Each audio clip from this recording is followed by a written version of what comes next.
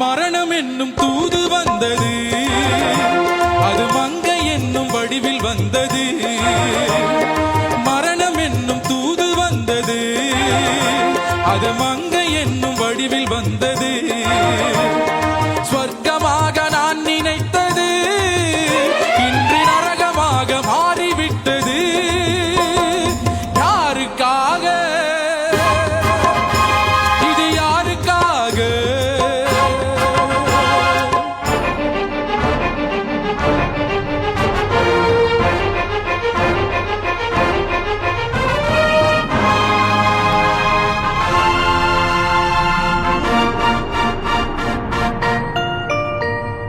மலரைத்தானே நான் பறித்தது, கைமுள்ளின் மீது ஏன் விழுந்தது? உறவைத்தானே நான் நினைத்தது, என்னை பிரிவு வந்து ஏன் அழைத்தது?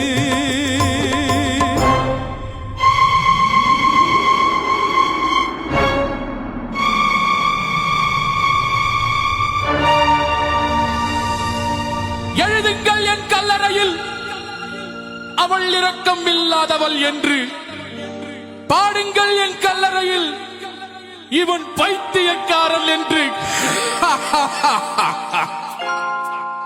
கண்கள் தீட்டும் காதல் என்பது அது கண்ணில் நீரை வரவழைப்பது. பெண்கள் காட்டும் அன்பு என்பது என்னை பித்தனாக்கி அலைய வைப்பது.